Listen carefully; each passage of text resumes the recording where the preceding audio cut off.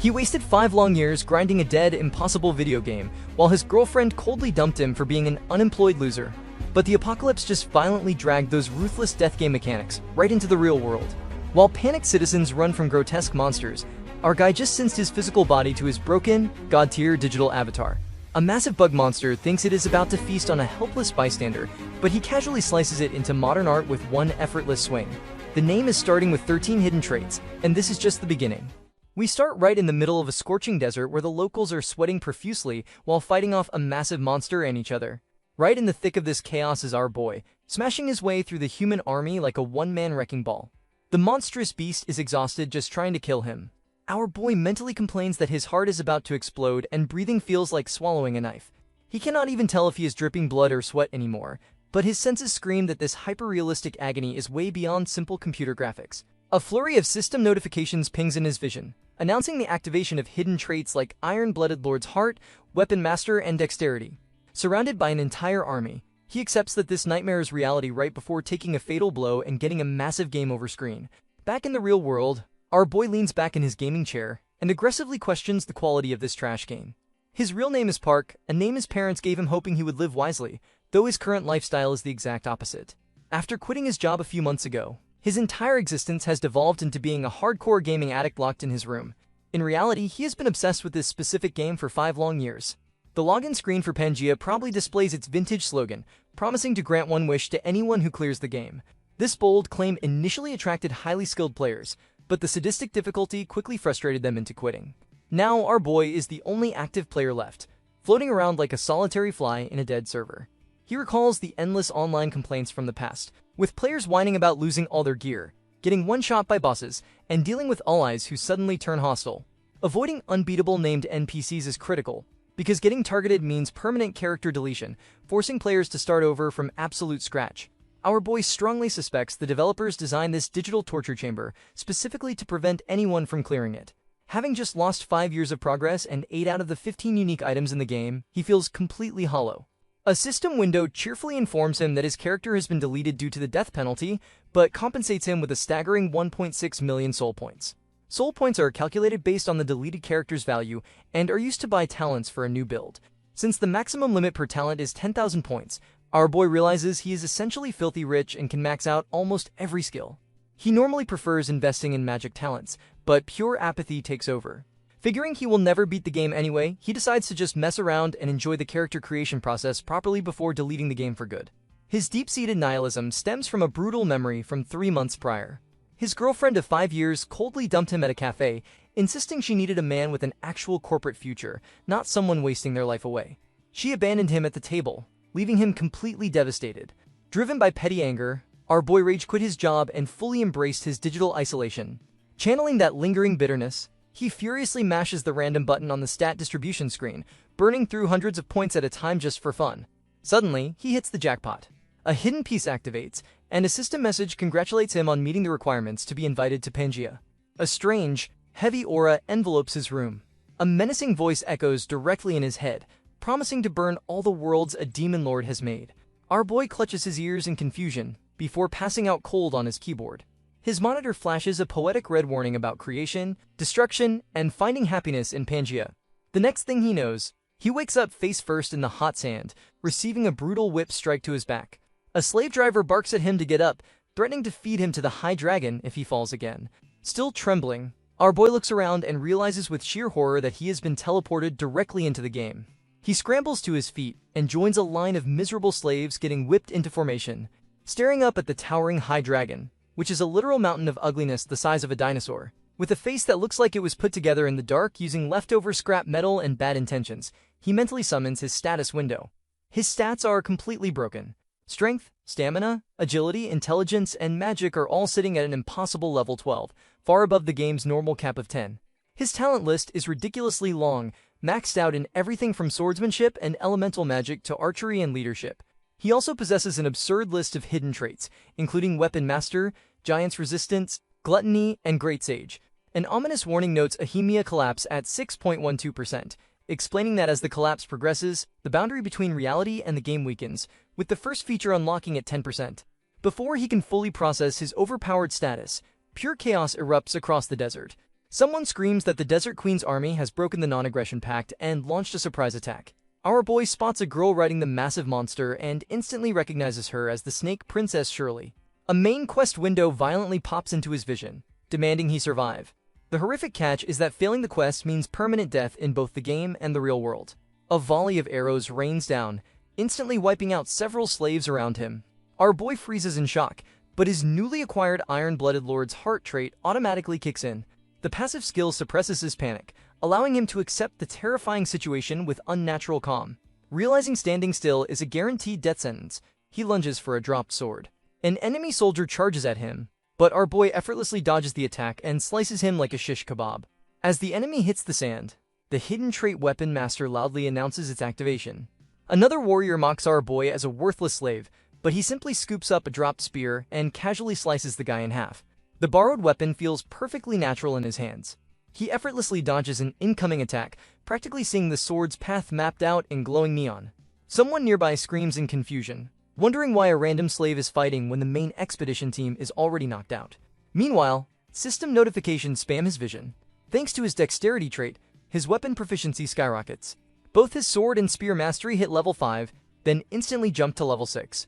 Considering the absolute maximum is 10, our boy realizes he is casually wielding the skill of a named knight.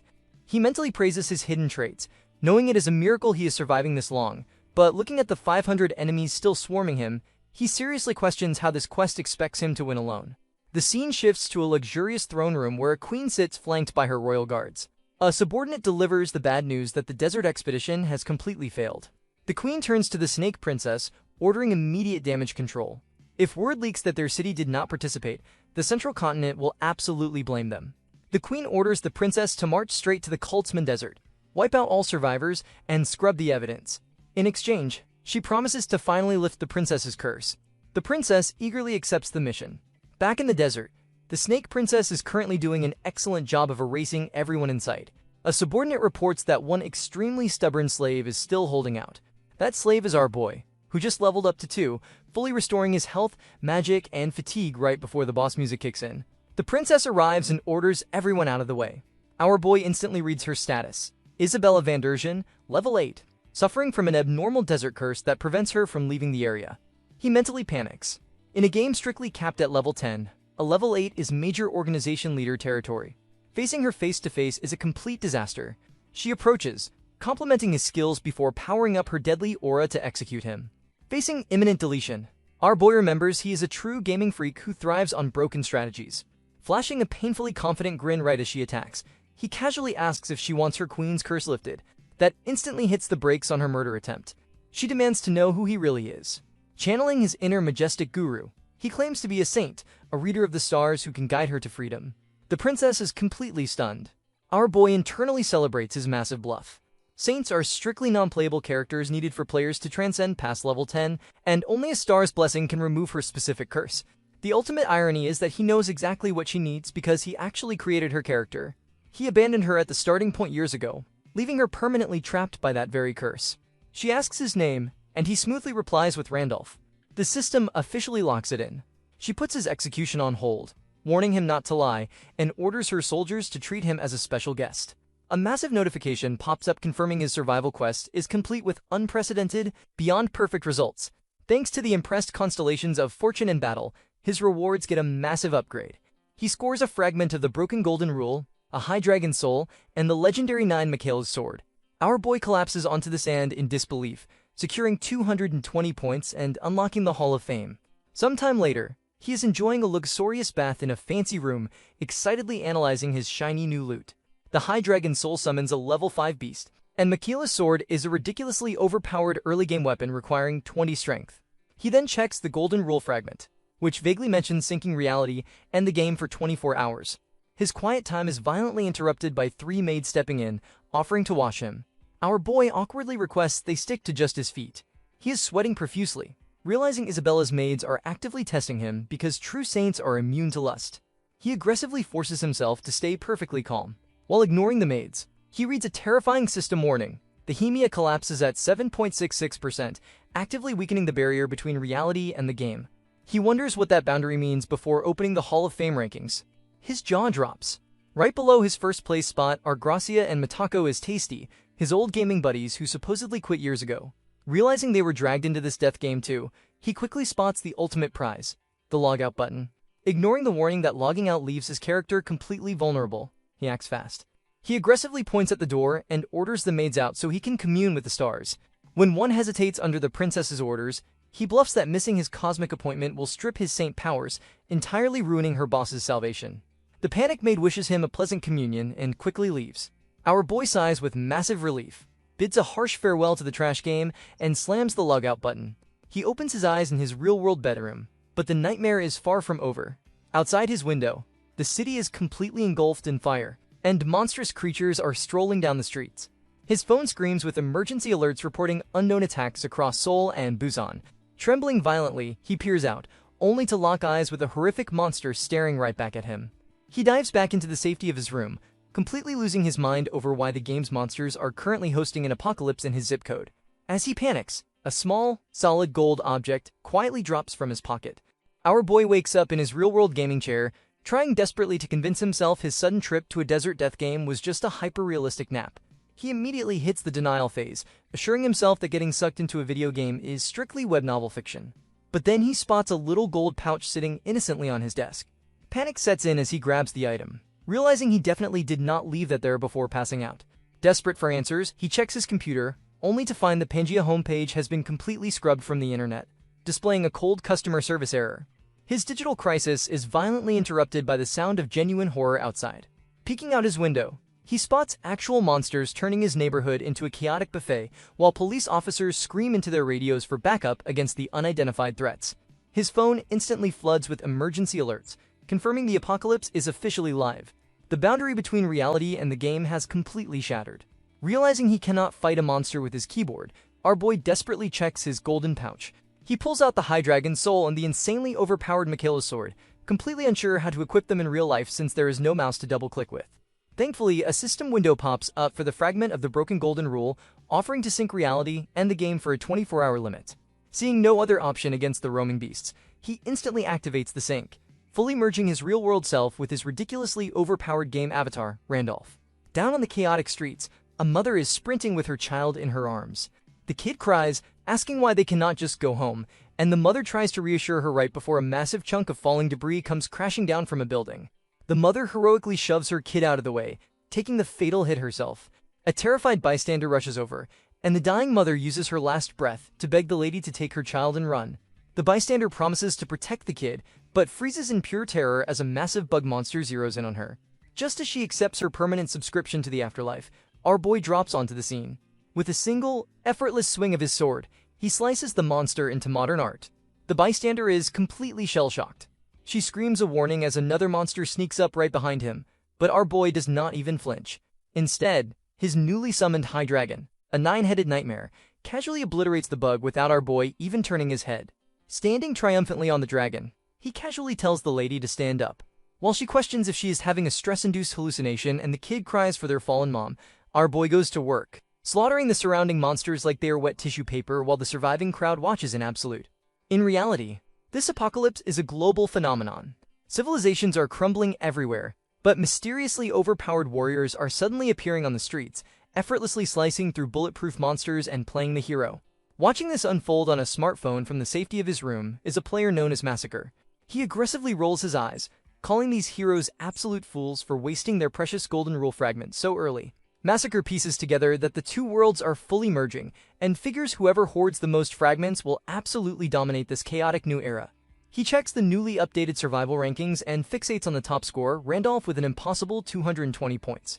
Massacre knows exactly who this is. Randolph is a legendary phantom player, the only maniac who ever pushed the Demon Realm Grand Expedition all the way to the final boss before failing. Massacre deduces that Randolph must have been summoned with the maxed out talents of his absolute best character, making him a terrifying threat. Meanwhile, having logged back into the game, our boy is sitting in his luxurious desert bath, aggressively connecting the dots. Since monsters are invading reality, and players are being summoned as their in-game avatars, his past failures suddenly make total sense. During his final attempt to clear the game's Grand Expedition, his trusted NPC mercenaries constantly betrayed him, and the game threw impossible roadblocks his way no matter what he did. He suddenly realizes those were not system glitches. There were other summon players actively sabotaging his run because they did not want the game to end. Realizing he has a massive target on his back and that simply hiding offline will not protect either world, he decides he needs to get obscenely strong immediately. Dripping with newfound resolve, he heads straight back to the Snake Princess. She eagerly asks if he finished his cosmic phone call with the stars. He smoothly confirms he is ready to keep his promise and lift her curse, but drops one massive condition. She has to take him directly into the sanctuary. Isabella looks at him like he just asked to deep fry her crown, calling him absolutely crazy for wanting to enter such a restricted zone. Our boy just flashes a knowing grin, claiming the stars are guiding him there. In reality, he knows the second main quest is to earn a class, and the absolute best overpowered class in the game is sitting right inside that exact sanctuary. As if on cue, a system window pops up, officially triggering the quest to obtain his new class. The evening sets over the sanctuary as the Snake Princess effortlessly slices her way through the entire guard detail in mere minutes. Watching her turn elite soldiers into modern art, our boy mentally sweats out a sigh of relief. Incredibly grateful this walking blender is currently on his side. Just a few hours prior, he had boldly asked her to escort him directly into the sanctuary. She had looked at him like his brain was running on dial-up, completely flabbergasted that he wanted to break into such a heavily guarded stronghold. But our boy had a master plan. Knowing the second main quest involves obtaining a class, he specifically wanted a hidden star class located right inside. Relying on the memory of his previous overpowered character, he knew he was the only player alive with its exact coordinates. He smoothly bluffed that he absolutely needed to retrieve this hidden star to cure her curse, shutting down her protests about security by pointing out that her royal status gave her VIP access. He delivered a brutal ultimatum, telling her this was her one and only ticket out of the desert. Internally, his soul was practically packing its bags, fully aware that if she called his bluff, he would be instantly reduced to a very dead stain on the floor. Snapping back to the present, our boy casually announces they have arrived at the holy ground, pointing toward a looming set of underground stairs. As they descend, a flurry of system windows violently pops into his vision. The system welcomes him to the hidden sanctuary, offering an exploration subquest while aggressively warning that his measly level 2 status is vastly below the recommended level of 8. The air is thick with toxic energy and dark magic, but his giant's resistance trait steps up like a VIP bouncer, completely shielding him from the deadly atmosphere.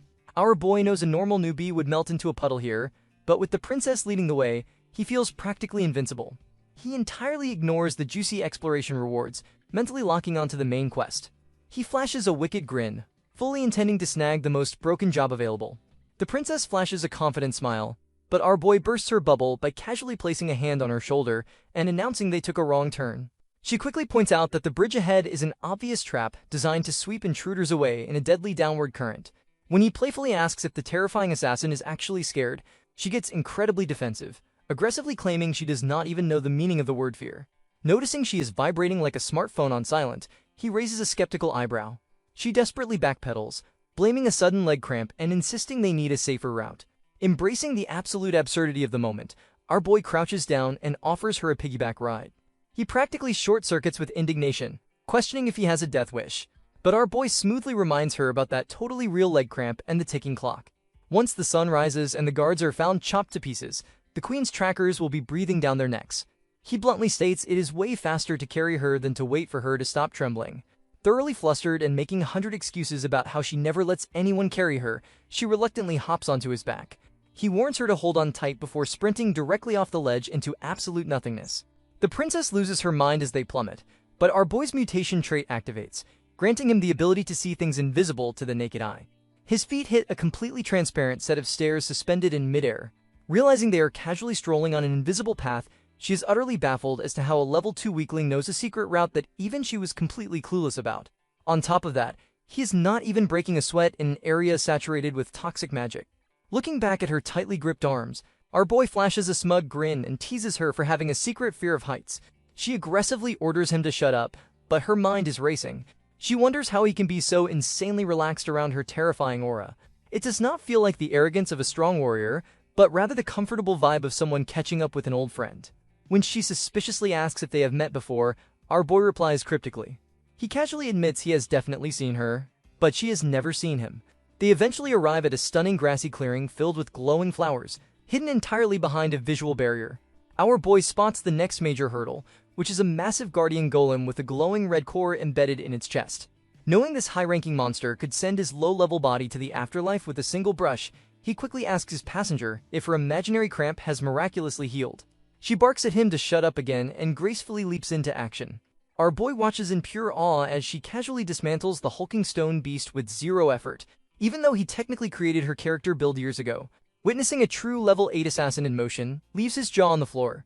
The system cheerfully chimes in, offering him the rare and highly coveted Golden Maker class, perfectly willing to counter kills as his own party achievements. While it is an incredibly strong upper-tier job, our boy instantly declines the offer, keeping his eyes firmly on the true prize. Before they can celebrate the easy victory, a suffocating purple aura floods the entire area. The princess looks around in confusion right as a terrifying system alert announces the arrival of the Old King of the Mountain. Our boy realizes the true guardian of the nameless star, Old King Dramit, has finally woken up to deal with the intruders. A colossal, monstrous entity resembling a massive, nightmarish snake slithers into view. Right on cue, the system delivers one final, panic-inducing warning, loudly reminding our boy that his level is absurdly far below the Sanctuary's recommended level 10. The overwhelming presence of the Sanctuary Guardian looms over them, and the princess looks at our boy like he has lost his mind, demanding to know if he seriously expects her to fight that monstrosity. Our boy casually waves off her concern, confidently assuring her that despite its nightmarish appearance, the creature is actually quite friendly and never attacks first. The universe instantly proves him wrong as the Guardian immediately launches a lethal strike right at the princess. While she dodges in pure panic and confusion, our boy is equally baffled, wondering why his supposedly helpful guide is suddenly choosing violence. The Guardian booms that the challenger of the Sanctuary must defeat him to prove their worth. The princess aggressively screams that she is absolutely not the one challenging anything. The Guardian completely ignores her, accusing her of trying to back out after casually dismantling the Watcher Golem, and swings again, insisting that anyone lacking worth will not leave alive. She desperately yells at our boy to stop spectating and do something. Watching the chaos, our boy suddenly pieces the puzzle together. During his last successful run, he cleared this area as a max-level superhuman. Because he was practically a walking god back then, the Guardian politely guided him to the star. Now that he is a squishy low-level weakling, the Guardian is defaulting to its murder protocols. The princess is rapidly losing ground, her body severely sluggish from the Sanctuary's toxic energy. She curses herself for falling for a fake saint's trick and is mere seconds away from becoming giant snake food. Right as the fatal blow is about to land, our boy commands Dramit to stop. Hearing its true name, the Guardian freezes dead in its tracks. Our boy boldly claims his master, Wilhelm, has finally returned. The Guardian pauses, then absolutely loses its mind laughing, calling our boy a delusional worm. It probably declares that Wilhelm was a flawless superhuman master worthy of total loyalty, but he died a very permanent death during the Demon Realm expedition. The Guardian opens its massive jaws to turn our boy into a mid-afternoon snack, but our boy casually tells it to keep its contract. The Guardian freezes for a second time, completely horrified that this random human knows about a top-secret magical agreement. Our boy mentally pats himself on the back. According to the game's deep lore, anyone who claims the star becomes the mountain's true owner, and the Guardian is magically bound to follow their orders. Breaking that contract means instant death by curse. Since the game's mechanics are still fully active, his meta-knowledge is his ultimate shield. The Guardian demands to know what kind of creature our boy actually is. Dripping with confidence, our boy orders the giant to guide him to the star, declaring the star itself will judge his worth. The Guardian scoffs, warning him that the star shows zero mercy and will instantly incinerate a worthless worm into ash. Unfazed, our boy challenges the beast, asking if it is simply afraid the star will accept him and prove he is the new master. The Guardian calls his bluff, stating it will happily escort him to the altar. Dealing with someone who knows about the contract is highly uncomfortable, so the Guardian figures it can just let the star do the dirty work of killing him. They arrive at the altar, and the princess stares in sheer disbelief. Resting on the pedestal is a glowing skull. Our boy mentally clarifies that this is actually the face of Goddess Leia, whose body was split into 32 pieces, called stars to serve as the magical foundations for descendants. He reaches out and grabs the skull. Instantly, a massive pillar of fire erupts, swallowing him whole. The princess screams in terror, while the Guardian aggressively gloats, happily shouting that the cocky worm got exactly what he deserved.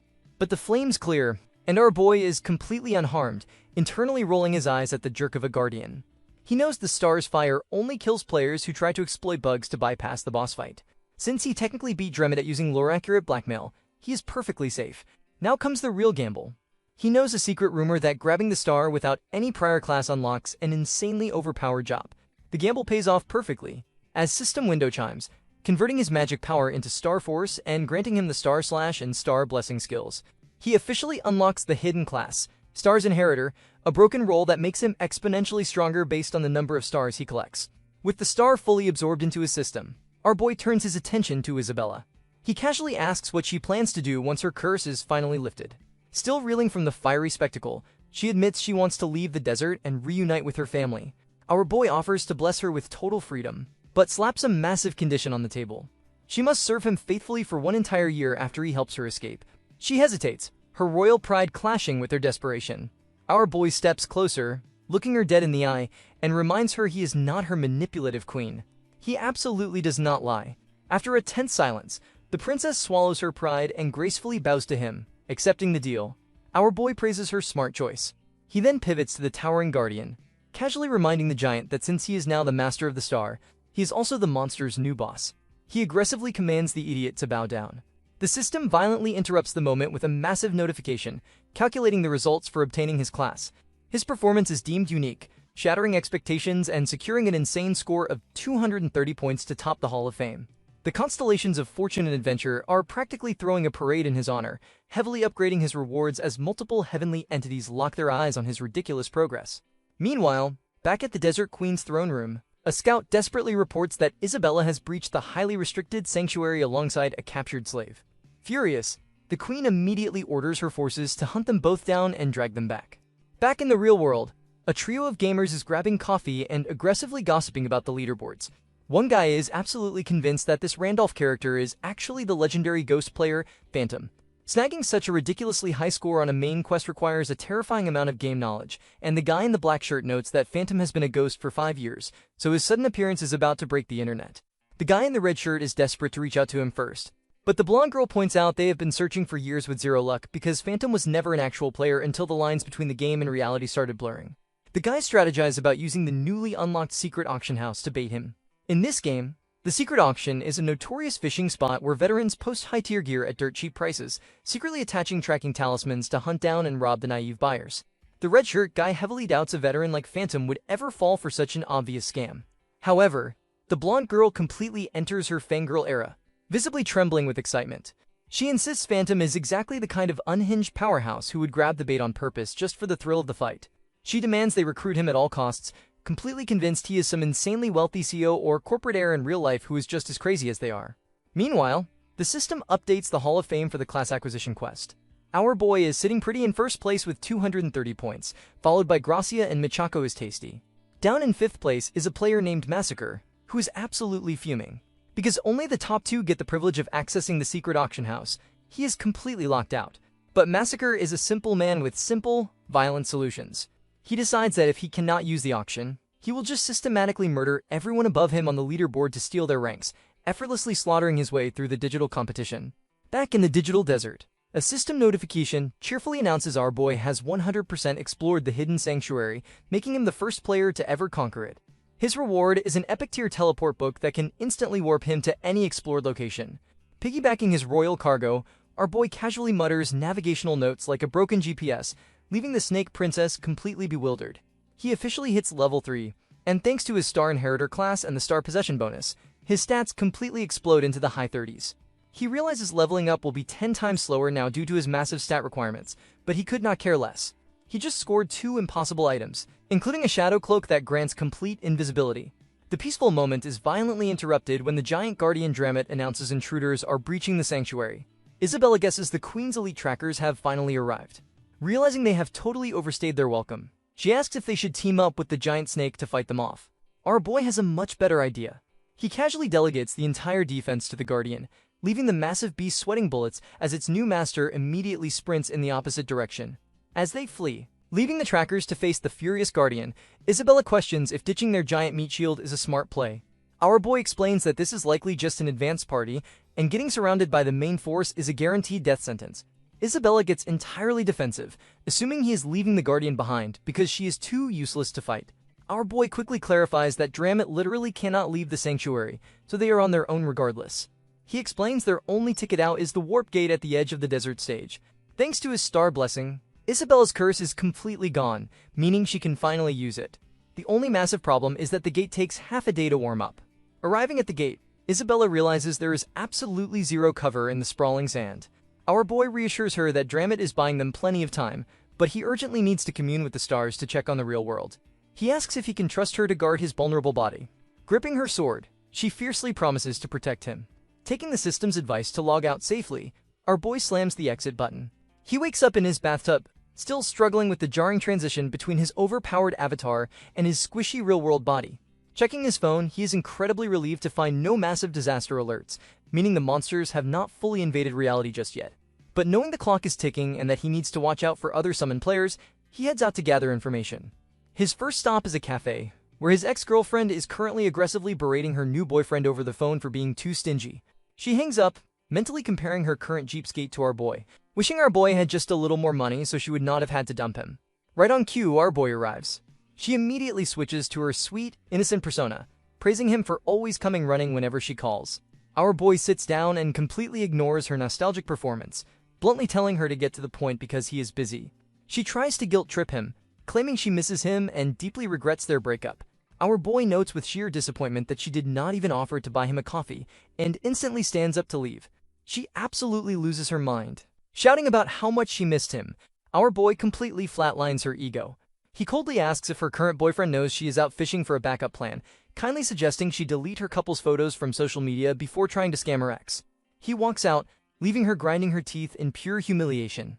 Stepping outside, our boy is genuinely shocked by his own emotional flatline. He realizes his in-game avatar's supreme confidence is actively bleeding into his real-world personality. Before he can fully process his character development, a massive commotion erupts down the street.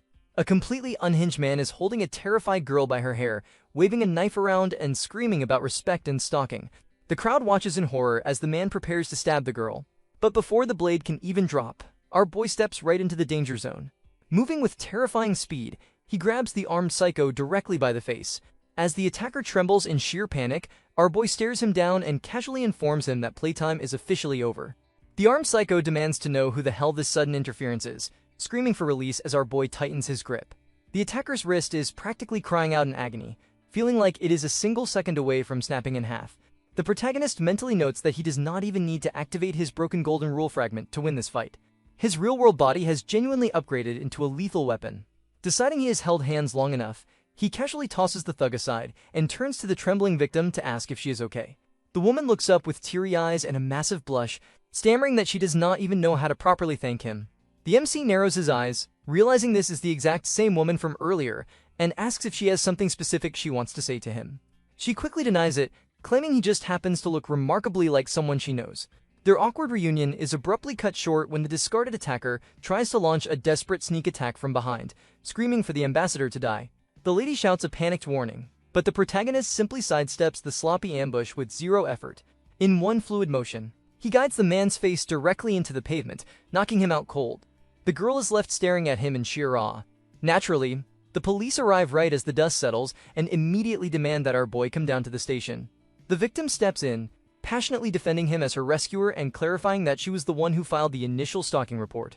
The officers refuse to budge, arguing that an assault still took place, so he has to be brought in for questioning. She points out the glaring fact that the man had a literal knife, but the police hide behind their standard procedures, asking who will take responsibility if they let a suspect walk away and something bad happens. The MC sighs, stating he simply does not have the time to waste on bureaucratic nonsense. Deciding playtime is officially over, the woman drops her secret weapon.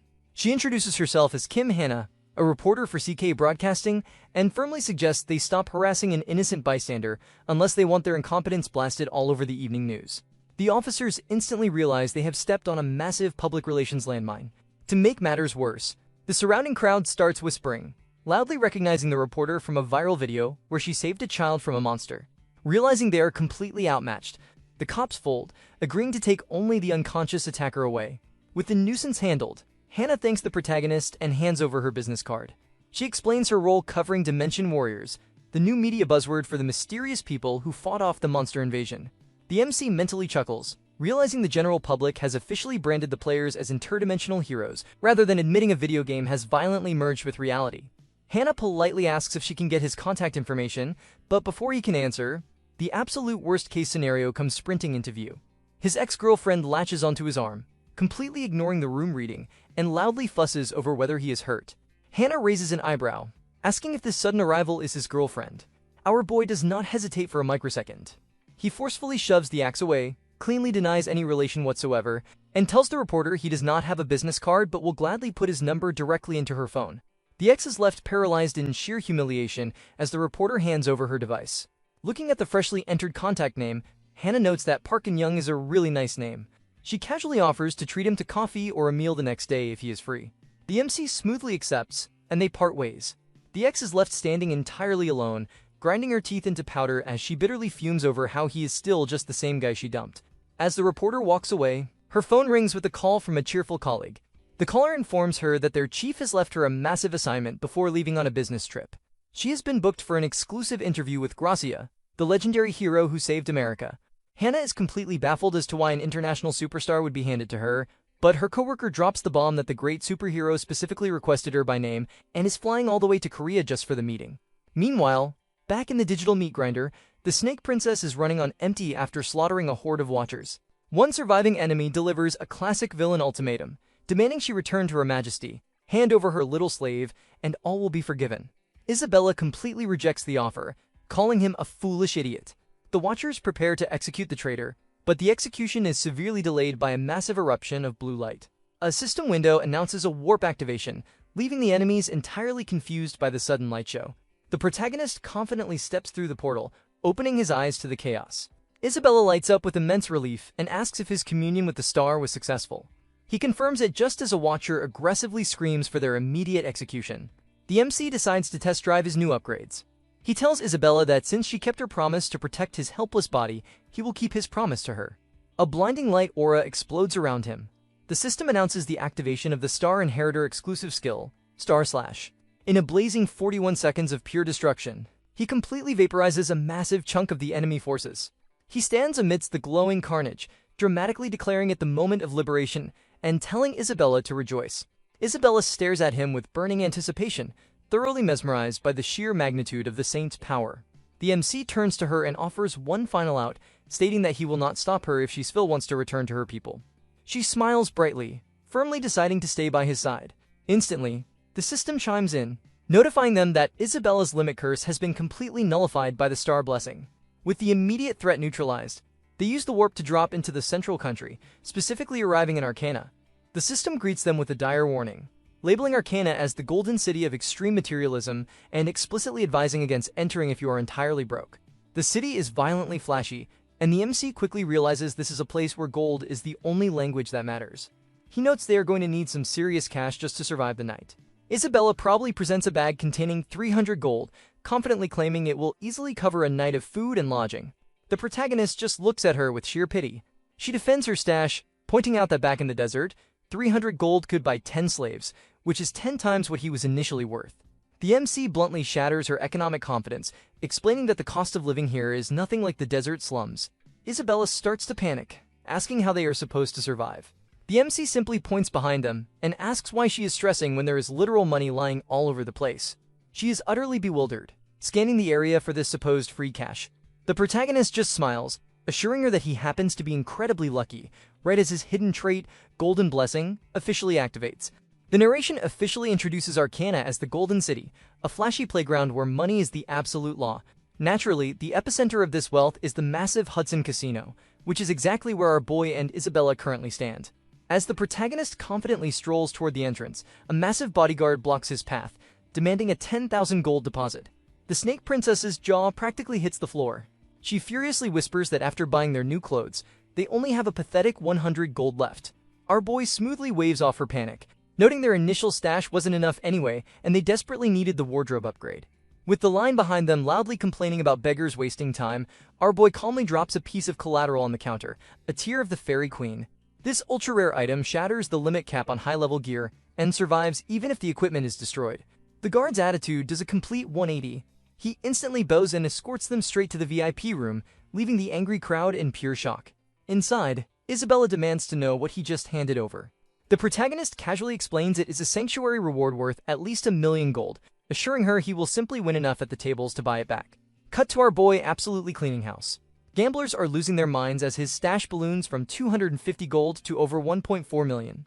The protagonist mentally praises his golden blessing trait, while the poor dealer physically trembles. Isabella is practically vibrating, declaring they are rich, but our boy quickly corrects her that it is his money. The fun stops when a manager approaches, informing him he can keep his winnings but is permanently banned from the casino. The problem is that every other guest is blindly copying his bets, financially ruining the house. Our boy agrees to cash out, but demands a private meeting with the boss. The manager refuses, but the protagonist smirks, telling him to just pass the message along because the boss will definitely want to see him. Up in a luxury office, someone is actively scanning the collateral with a level 8 observer skill. The man is baffled, knowing the tier is exclusively carried by Fairy Queen Knights and requires an elite squad to acquire. When the manager relays our boy's bold message, the casino boss, Mr. Hudson, is amused by the sheer audacity and orders him brought up for tea. During the meeting, Hudson silently notes the protagonist looks way too weak to have earned the tier. Playing it cool, the wealthy collector claims to be a casual talisman enthusiast and offers 2 million gold. Isabella internally screams, but our boy doesn't blink, demanding a cool 20 million. The boss drops the friendly act, arguing it is just a refining material. Our boy smoothly counters that while he might not value it, the man sitting across from him desperately does. Sipping his tea, the protagonist absolutely shatters Hudson's facade. He reveals he knows the casino owner needs the tier to bypass the level 10 requirement for the city council, something a non-combatant like him could never achieve normally. And the only reason a businessman wants political power is to finally be acknowledged by the noble family of his fiancée, Sarah Serengeti. Hudson freezes, utterly paralyzed. Our boy internally recalls Serengeti's game lore as the Snow White Knight who lost her legs to the Demon King while trying to save Wilhelm. Back when Pangaea was just a game, she handed him a locket featuring her unnentioned fiancé Hudson. That was the exact moment our boy realized NPCs with newly added data were actually trapped real-world players. Desperate, the casino boss demands to know how he obtained this highly classified information. Calculating that the man holds valuable intel, our boy smoothly lies, claiming the star told him. He offers to hand over the talisman completely free on one condition. Hudson must tell him his honest life story. Our boy knows this is a massive ask. In this world, Hunter NPCs ruthlessly execute exposed players, making sharing personal backstory equivalent to social suicide. Yet, he is entirely confident the desperate lover will risk it for his fiancée. Sure enough, Larson pulls out a matching photo necklace of Serengeti and agrees. He begins his tale, stating Serengeti was a brave knight in the Demon Realm expedition led by the 8 heroes. Our boy abruptly cuts him off, utterly baffled, insisting Wilhelm led that expedition alone. The boss looks at him like he is crazy, explaining the famous lore is that the 8 heroes jointly led it, but spectacularly failed due to internal conflict. He specifically names Gracia as the second strongest hero. The scene dramatically shifts to the real-world US, where the legendary hero Gracia is staring at his phone. He is reading Kim Hanna's breaking news report about the man who rode a monster out of the sky in Seoul. An assistant interrupts, asking why he insists on flying to Korea during a global crisis instead of just summoning the reporter. Gracia firmly shuts her down. Staring at the grainy photo of the protagonist, he declares he must confirm this in person, having a strong feeling this man is the exact friend he has been desperately searching for. When Hudson casually drops the lore that the Snow White Knight was part of the Demon Realm expedition led by the 8 heroes, our boy is completely paralyzed by the sheer absurdity of the statement. He mentally screams, demanding to know what on earth Hudson means by the 8 heroes, considering the entire expedition was famously a solo carry by Wilhelm. Hudson politely corrects him, claiming that while Wilhelm is certainly the most famous, history remembers the expedition as a joint operation that spectacularly failed strictly due to intense infighting among those exact 8 leaders. Our boy is left reeling, utterly baffled by this completely rewritten history. The scene hard cuts back to the real world, where our boy is violently zoning out while chewing on a very expensive piece of steak. He is currently sitting in a high-end restaurant with the reporter, looking thoroughly exhausted. She notices his dead-eyed stare and nervously asks if the meat is not to his taste. The protagonist smoothly reassures her that the food is fine, blaming his lethargy on a rough night. Internally, he bitterly complains that demanding Hudson's life story resulted in the grown man completely bawling his eyes out and lore dumping until dawn. He couldn't log out all night, which is exactly why he ended up 10 minutes late to this thank you meal. The reporter humbly notes that treating him to a fancy dinner is the absolute least she could do after he saved her from a knife-wielding stalker. Our boy brushes it off as just doing the right thing, but she smiles, insisting that stepping in takes real courage. Her warm appreciation is suddenly interrupted when her eyes lock onto a table right behind him. She leans in and points out that the woman glaring daggers at the back of his head is the exact same girl who ambushed him the other day. Our boy mentally groans. He recognizes the guy sitting with his ex, a blue-haired meathead with the energy of someone who spends way too much time watching alpha male podcasts. The protagonist remembers seeing his obnoxious face plastered all over the ex's social media. The reporter politely whispers, asking if things are too uncomfortable and if they should move tables. Our boy does not even bother looking back, firmly stating there is absolutely nothing between them anymore and taking another bite of his steak. Unfortunately, the blue-haired bully decides he needs to assert dominance. He loudly marches over, aggressively accusing the protagonist of stalking his precious girlfriend all the way to this restaurant. He calls our boy a shameless, pathetic loser who needs to stop clinging to the past, while the ex sits in the background practically glowing with smug satisfaction. The bully leans in tight, threatening to literally kill him if he ever follows them again. Our boy does not even flinch, completely ignoring the empty threat.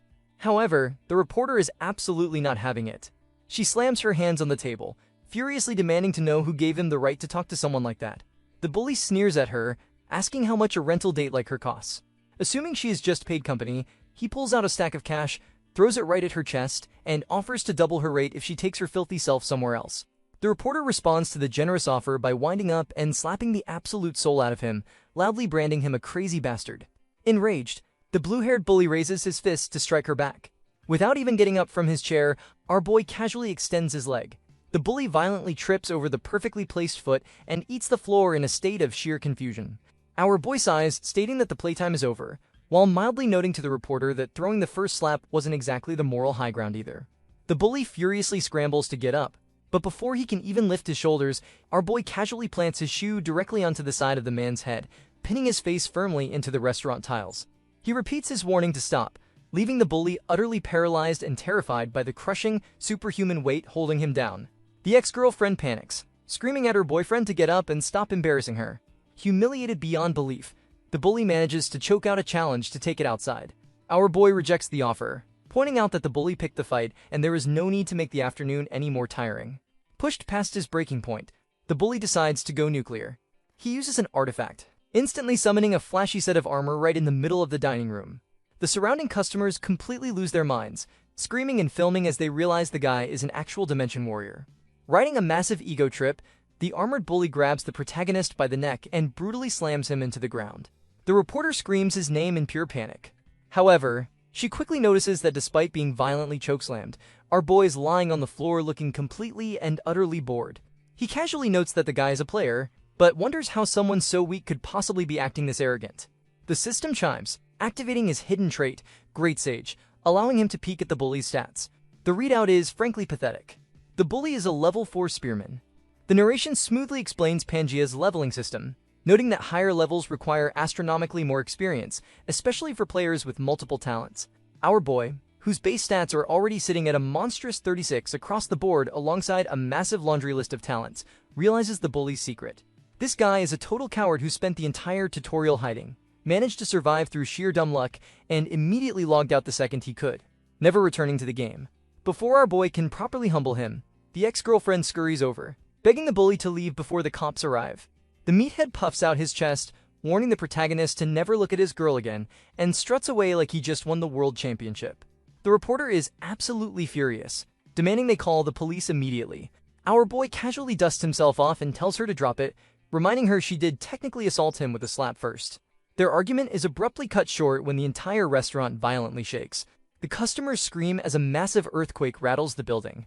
Our boy's blood runs cold as he realizes another monster erosion is starting right on top of them. Giant, grotesque worms violently burst through the concrete. The reporter panics, screaming that they need to run, but our boy quickly covers her mouth to keep her quiet. He analyzes the monsters, recognizing them as cheap worms, low-level scavengers that only feast on the dead and absolutely will not attack living humans unless provoked first. He figures they are perfectly safe as long as no one does anything incredibly stupid.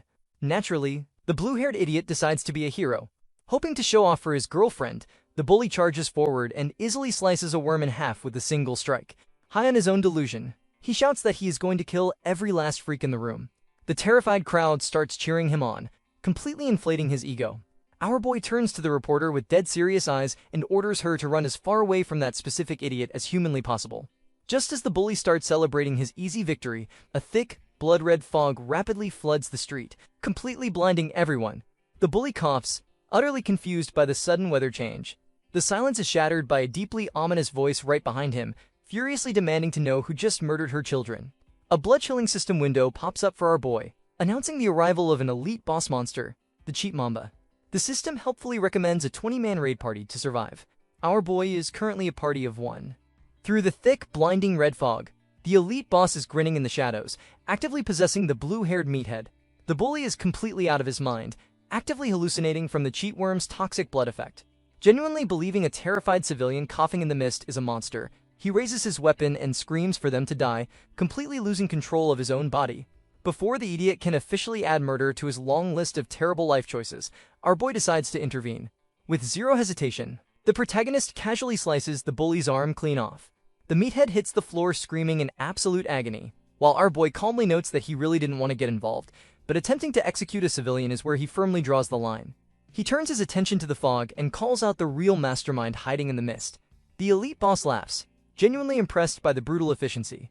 The massive cheat Mamba slithers out, noting that a very tasty-looking human has finally stepped up to the plate. The raid boss points directly at our boy, who stands there without twitching a single muscle. Somewhere in the blinding red haze, the reporter is blindly whispering his name, desperately trying to find him. The scene shifts directly into the heat of the battle. The protagonist is actively going toe-to-toe with the massive boss, internally thanking the Mamba for the catastrophic weather change. The zero visibility environment gave him the perfect cover to securely transform into his combat gear without the entire restaurant filming him for social media. Still, he mentally admits that having cool gear doesn't make this a walk in the park. If he hadn't fully memorized the specific boss's attack patterns back in the game, he would already be minced meat. The monster is thoroughly confused. It realizes the human's base physical stats are nothing special, yet he is flawlessly dodging every single lethal strike as if he is reading the script ahead of time. When the protagonist attempts a quick counterattack, the Mamba easily brushes it off, smugly declaring his offensive efforts completely useless. Our boy isn't bothered in the slightest. He mentally tracks the boss's attack rotation, predicting that the deadly blood spray is coming up next. He knows even a single drop of that will inflict a nasty status ailment. The Mamba openly mocks his astonishing evasion, pointing out that surviving means absolutely nothing if none of his attacks can actually pierce its scales. The protagonist completely ignores the trash talk, confidently promising to plant his blade directly between the monster's eyebrows very soon. Deciding it is time to stop playing around, our boy pulls out his trump card, the incredibly rare tier of the Fairy Queen. He immediately equips the epic tier Hermes boots. The system chimes in, explaining that these boots, modeled after the God of Wind, normally require incredibly high base stats to wear. But thanks to the Fairy Queen's tier drastically lowering all equipment requirements by 20%, they slip right on, granting a massive agility boost and unlocking the Swift skill. He doesn't stop there, immediately throwing on Michaela's armor and helmet to complete his high-level loadout. The system joyfully announces the activation of the Celestial Dragon Set option alongside the boot's Swift ability. While glowing with his newly equipped power, our boy sends a quick, sheepish mental apology to Hudson. He genuinely hadn't planned on instantly burning the priceless collateral they had just finished aggressively negotiating over, but promises himself he will figure out a way to keep his end of the bargain later. Triggering the Swift option, the protagonist rockets forward at an impossible speed. The monster is completely caught off guard, cursing him as it desperately swings its massive tail. The brutal tail whip pushes our boy back, but he easily blocks the heavy impact, officially activating the Celestial Dragon Armor's defensive skill. The Mamba sneers, calling him a rat for having extra tricks hidden away. Our boy simply braces himself, recognizing this as the boss's absolute final attack pattern. He knows that if he tanks this, he wins the fight. The monster roars, unleashing a massive, unavoidable wave of toxic poison fog to melt him on the spot. Right on cue, a system notification pops up, announcing a perfect synergy between the Celestial Dragon Armor and the Swift skill. The Gale ability violently erupts.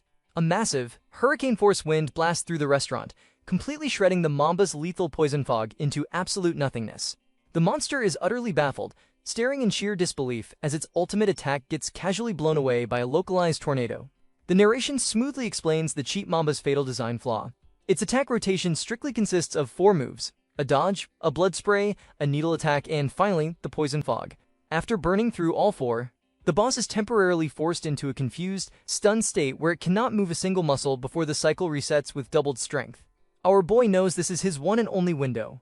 Seeing the protagonist charging right at its face, the paralyzed monster suddenly panics, desperately begging him to wait a second. Our boy absolutely does not wait. Politely reminding the beast about his earlier promise, he drives his sword straight through the monster's skull, planting the blade perfectly between its eyebrows. The dust finally settles as the massive elite boss collapses. A system window cheerfully pops up to congratulate our boy, confirming the cheat Mamba has been defeated with a flawless 100% contribution rate. He absorbs a fragment of the broken golden rule, leaving him with 10 minutes of active use and a cooldown timer of roughly 48 hours. The system also chimes in to announce that Pangea's collapse has officially reached 9.1%, rewarding him with a set of lucky dice, just as the blinding red fog completely clears. As visibility returns, the terrified restaurant patrons peek out from their hiding spots. The reporter frantically looks around and immediately spots the armored figure of our boy. Recognizing her savior from the other day, she desperately calls out to him. Our boy, aggressively refusing to engage in an awkward hero reunion, simply stares at her in silence, activates his invisibility cloak, and completely vanishes into thin air. A few moments later, he casually jogs back up to her wearing his perfectly clean civilian clothes, smoothly playing the role of a concerned bystander. He claims they got separated in the pure chaos. The reporter assures him she is fine, but her sharp eyes immediately lock onto a glaring detail. There is a distinct smear of fresh monster blood under his fingernails. Our boy tries to laugh it off, claiming a random monster's blood must have splashed on him. The reporter narrows her eyes, completely destroying his alibi by pointing out that his casual clothes looks fresh out of a laundry commercial, yet only his fingernails manage to get dirty. She also notes how suspiciously calm he was the exact second the grotesque monsters burst through the floor. Realizing his cover story is rapidly sinking, our boy aggressively pivots. He throws on a mask of pure terror, insisting he was so paralyzed by fear he doesn't even remember what he was doing, heavily relying on self-deprecation to prove what a massive coward he is. The reporter doesn't buy a single word, entirely convinced he is hiding a massive secret. The narration kicks in to deliver a bleak reality check. Just days after the First Dimensional War, this second unprovoked monster invasion has successfully terrorized the public. Dimension warriors warn that these attacks will only escalate, forcing citizens to lock themselves indoors, while the evening news fiercely criticizes the government for initially downplaying the disaster to protect the economy. Meanwhile, deep inside a luxurious boardroom, a group of powerful people gather. They smell heavily of expensive cologne and corruption. This is the player-led Hero Alliance. Recognizing that the government has completely lost control, the alliance leader, Park Taiwo, declares it is the perfect time to step out of the shadows. A female analyst pulls up blurry CCTV footage of our boy soloing the cheap Mamba. She suggests that the armored man might actually be the legendary player known as Randolph, the exact same guy who just stole first place on the main quest rankings.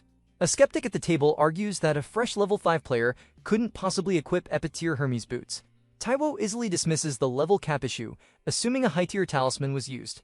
Noting that another famous player named Phantom recently vanished right before this mysterious Randolph appeared, Taiwo orders his team to recruit the armored hero at all costs to help them stop the incoming command rift. Back in the digital meat grinder, Hudson is having a spectacular meltdown. Standing inside a dimly lit room, the wealthy casino boss furiously demands to know if our boy actually just burned the priceless tear of the Fairy Queen. Our boy casually confirms it. Hudson looks like his soul is trying to violently exit his body, shrieking that the talisman was supposed to be given directly to him.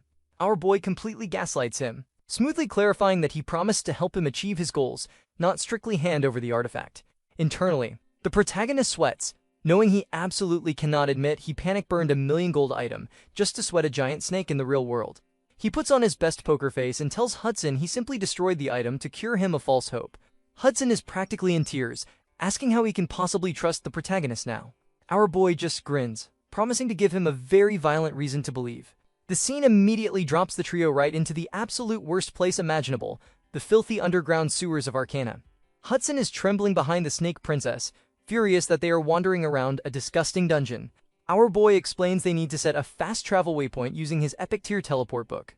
Since exploring the entire massive city of Arcana would take weeks, blazing through this localized sewer dungeon is the fastest viable shortcut. Hudson completely loses his mind, screaming that attempting to clear the sewers with a 3-person party is literal suicide, as the boss strictly requires a coordinated, 6-man party of level 8 players. Right on cue, a massive grotesque mutant sewer rat drops from the ceiling. The system flashes a raid boss warning. Hudson braces for a slow, tactical defense formation, but our boy doesn't even bother drawing his weapon. He casually calls out the monster's position at 10 o'clock. Without a single moment of hesitation, Isabella blitzes forward. In a blinding flash of steel, she completely vaporizes the massive raid boss before it can even twitch. Our boy internally smirks, noting that the monster's famous speed is completely irrelevant when your Snake Princess has combat training that entirely breaks the game's logic. The protagonist turns back to the utterly paralyzed casino boss. Flashing a highly confident grin, he tells the trembling man not to doubt him, officially declaring that when he makes a promise, it gets done. The scene shifts to a pair of sharp-dressed men in suits looking completely defeated. The captain of the player-led Hero Alliance and his subordinate are reviewing all the surrounding CCTV footage from the restaurant attack, but they are finding absolutely nothing. The captain sighs, noting that the complete lack of visual evidence is enough to make a ghost cry. The subordinate suggests they go directly interrogate the blue-haired bully to find out what he saw. The captain instantly shoots the idea down, pointing out that the meathead has completely lost his mind from the trauma of having his arm cleanly severed, so questioning him would be a massive waste of time. The subordinate then suggests barging into CK Broadcasting to demand answers from Kim Hana. The captain heavily advises against poking that specific hornet's nest. He reminds his partner that Gracia, the undisputed strongest player in the world, has just flown all the way to Korea for the sole purpose of doing a highly exclusive 1-on-1 interview with that exact reporter. A brief cut shows Gracia politely introducing himself to the Austric reporter, clearly treating her with immense respect. Back in the investigation room, the captain genuinely wonders if the legendary American powerhouse somehow fell in love with the reporter at first sight. Regardless of the reason, he firmly decides they need to stay as far away from her as possible. He internally suspects that this mysterious new player Randolph might actually be the missing phantom. But if Gracia is somehow involved, the captain knows that upsetting him even slightly could result in their entire alliance getting instantly crushed. Meanwhile, in a much darker corner of the city, a brutal reality check is unfolding. A ruthless player is casually standing over the severely beaten body of another player. The victim spits blood, desperately asking why he is doing this, reminding his attacker that Gracia explicitly banned player killing in the real world, so everyone could prepare for the monster invasions. The murderer absolutely does not care. He effortlessly slices the victim's throat, mockingly telling the dying man to go ahead and ask Gracia to save him now. As system window times for the killer, officially announcing that Player Massacre has entered the rankings and gained access to the secret auction. The murderer smirks at his new status. Checking the absurdly high scores on the main quest leaderboard, he is entirely convinced that the player named Randolph is actually Phantom in disguise. Knowing Phantom's aggressive playstyle, the killer calculates that his target will inevitably rush straight into the next main quest. Gripping his weapon, the murderer vows to camp the quest line and personally execute him. Back with their chaotic trio, the protagonist is having a fantastic day. He is internally celebrating the loot they acquired from vaporizing the sewer rat. He successfully harvested a mutant monster rat core, a highly toxic material that usually causes grotesque mutations. However, our boy notes that thanks to his hidden beast lord trait, he can safely use these corrupted souls to drastically speed up the evolution of his high dragon summon. Returning to the present, our boy casually asks Hudson if he tied up his loose ends back in the city. The casino boss confirms he officially liquidated his massive gambling empire exactly as instructed. He admits he will miss the casino, but securing his marriage to Serengeti is worth any sacrifice, noting that corporate vultures were already circling his business anyway. Internally, Hudson is completely sold on our boy's Saint persona. He is still absolutely mind-blown by Isabella hunting a raid boss by herself, and deeply impressed by the protagonist's flawless tactical commands. He resolves to trust them completely, terrified to miss this golden opportunity. Our boy smiles, mentally celebrating the fact that his walking bank account is now fully committed, meaning his money worries are over for the foreseeable future. He tells Hudson he can now strictly focus on reaching level 10. The casino boss eagerly asks where they are heading next. Our boy casually announces they are going to the masterpiece that will finally grant his wish, which just so happens to be the exact starting location for Main Quest 3, the Tower of Spirits. The trio eventually arrives in what looks like a completely ordinary, quiet woodland. Hudson squints, thoroughly unimpressed, asking if this basic forest is really the legendary location. Our boy corrects him, explaining that this is the rustling forest, the hidden entrance to the tower. They stop in front of a massive, completely dead tree. The protagonist notes that spirit trees are supposed to temporarily open a magical path to the spiritual realm. However, this specific tree died a long time ago. In fact, he looks around and observes that the entire forest is decaying, having failed to birth a single new spirit in ages. Deciding that waiting around is a waste of time, our boy opts for a highly aggressive approach. He draws his sword and violently slashes the dead spirit tree. Hudson absolutely panics, screaming about why the saint is actively destroying their only entrance. Right on cue, a lethal bolt of lightning rockets out of the woods, aiming straight for the casino boss. Isabella moves in a blur, flawlessly deflecting the strike just in time. The attacker steps out of the shadows, a level 9 Ha Dryad, the absolute master of the forest. He praises the human woman's reflexes but is completely furious. He scolds them for daring to chop down a sacred tree after he graciously showed them mercy by letting them wander through his domain. Suddenly, the brush rustles, and over 50 level 7 forest keepers emerge, completely surrounding the trio. Isabella heavily calculates their incredibly slim survival odds, internally preparing to grab the protagonist and evacuate him the second things go completely wrong. Our boy doesn't even sweat. He steps forward, calmly telling the Dryad not to take his anger out on the innocent bystanders, probably admitting he is the one who committed the casual deforestation. He smoothly points out that the Dryad wouldn't have shown his face unless he forced him out.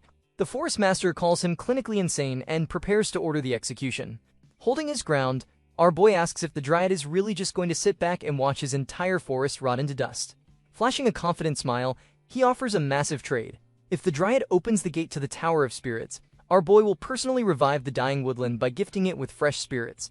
The Dryad scoffs at the pure nonsense, arguing that the tower is strictly reserved for the chosen, completely dismissing the idea that a random human could ever survive inside. Our boy internally agrees.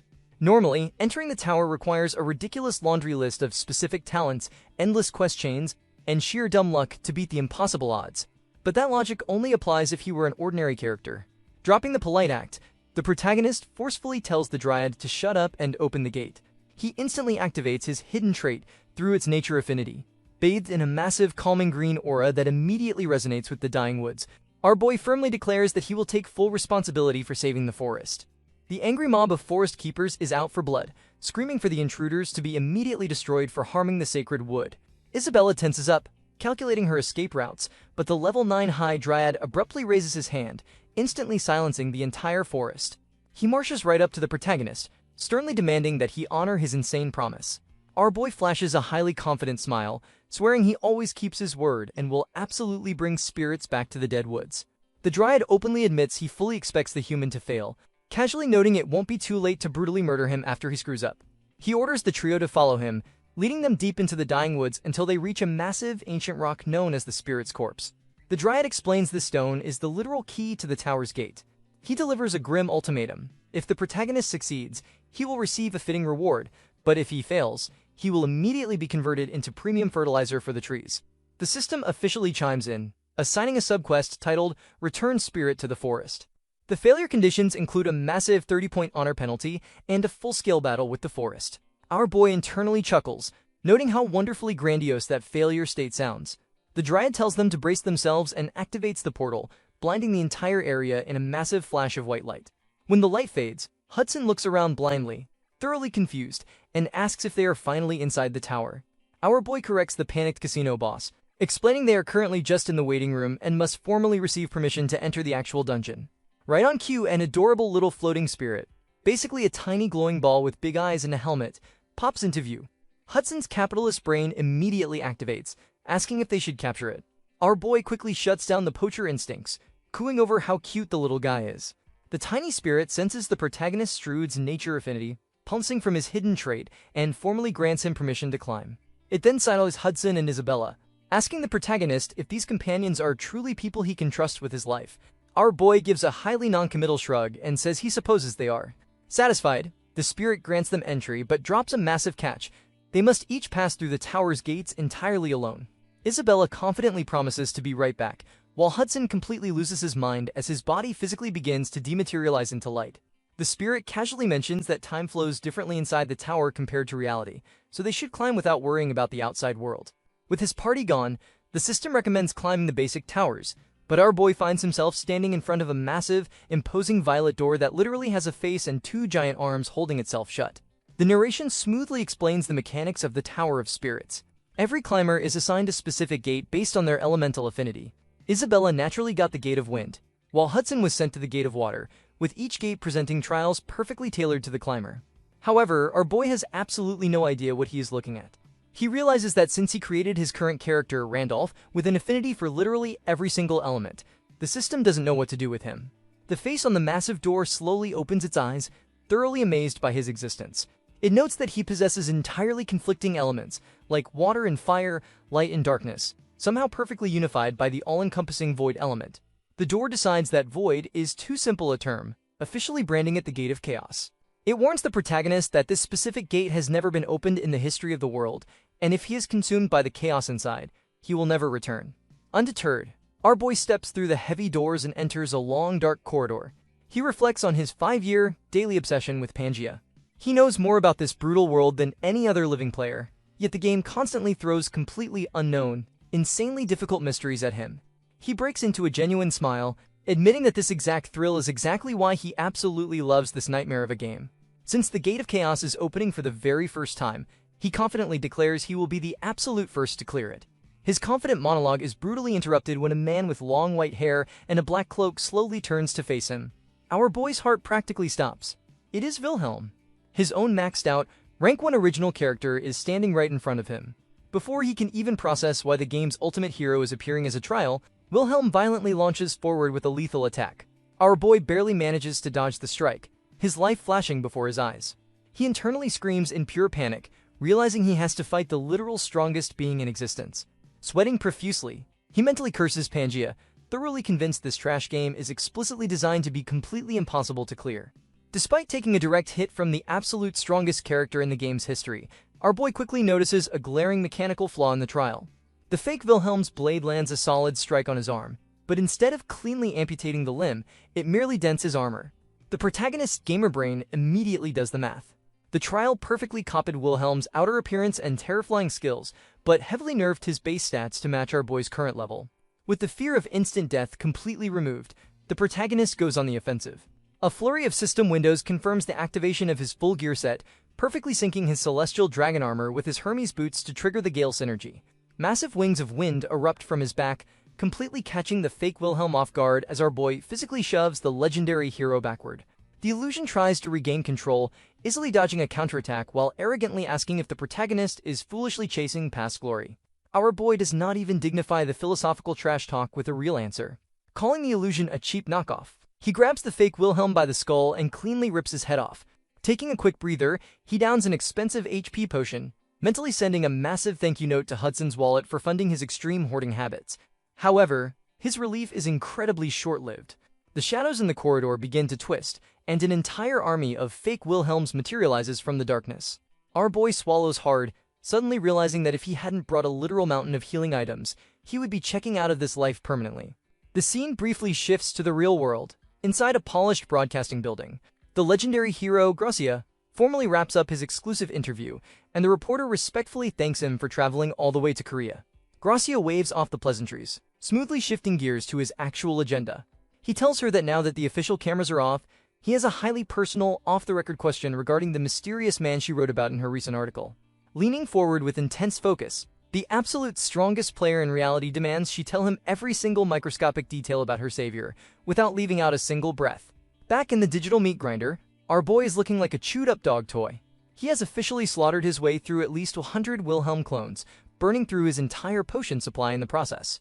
Exhausted, he notes that the enemies have finally stopped spawning, and there are no more stairs leading upward, meaning this brutal gauntlet must be the top floor.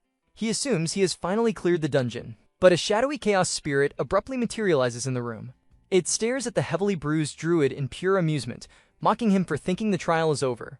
With a wicked grin, the spirit drops a massive reality check, claiming that the 100 clones he just survived were nothing but a warm-up. It points to the massive door at the end of the hall, cheerfully warning him that thousands of enhanced illusions are waiting on the other side, and strongly advises him to just give up since the stage is explicitly designed to be impossible. Our boy simply stares at the entity with a completely deadpan expression. Without saying a single word, he turns his back on the spirit and starts walking directly toward the imposing door. The dungeon NPCs instantly panic. Dropping their arrogant act, multiple spirits scramble to block his path, desperately begging him to stop while offering insane bribes to make him turn around. One spirit promises to forge a special contract equal to a legendary star contract. Another frantically offers the exact coordinates of a unique, world-tier piece of equipment. A third tries to seduce him with a top-tier chaos element skill. Our boy doesn't even break his stride, his veteran gamer logic working in absolute overdrive. He knows that clearing an elemental gate guarantees a spirit egg of that exact element. Since he is the first person in history to open the gate of chaos, he expects a priceless chaos spirit egg as his baseline reward. But the fact that these spirits are actively sweating and throwing world-class bribes at him just to stop him from opening a door means one undeniable thing. The actual loot hiding behind that door is unimaginably more broken than anything they are offering. The spirits scream that he is making a foolish choice, warning him this is his absolute last chance to turn back before the thousands of illusions rip him apart. Our boy finally pauses, glancing over his shoulder. He casually admits that fighting an army of thousands without a single health potion will definitely be a massive headache. However, because he just spent the last few hours fighting 100 copies of the exact same boss, he has its attack frames permanently burned into his retinas. He smoothly informs the baffled spirits that he doesn't need healing items anymore. He will simply perfectly dodge their patterns through sheer brute force and muscle memory. Flashing a cocky grin, he states that since all he has to do is clear the room, there is absolutely no logical reason to walk away from the loot. The spirits fall dead silent, completely dumbfounded by his absurd reasoning. Slowly, they break into massive grins, openly admitting that they genuinely like this absolute fool of a human. Our boy kicks the heavy doors open, fully bracing himself for the fight of his life, only to step into a completely empty, peaceful cosmic room filled with floating stars and shimmering gold. A system window cheerfully pops up, announcing that he has successfully reached the top of the tower and completed main quest 3. Our boy blinks in sheer confusion, wondering where the army of thousands went. The adorable little helmet-wearing guide spirit from the entrance suddenly materializes, warmly congratulating the druid on officially conquering the tower, while noting his companions are still fighting their way up. The protagonist realizes the ultimate trial was a complete psychological bluff. The guide spirit confirms his suspicion, explaining that chaos spirits are pathological liars. If he had given in to his fear and accepted their shiny bribes, he would have been permanently trapped in that hallway forever. Moving past the deception, the guide tells him to extend his hand to finally claim his ultimate clearing reward. Our boy eagerly holds out his palm, fully expecting the legendary Chaos Spirit Egg and perfectly content with the top-tier drop. The system announces the distribution, but then the text glitches. Instead of a Chaos Egg, it proudly declares he has obtained a Celestial Spirit Egg.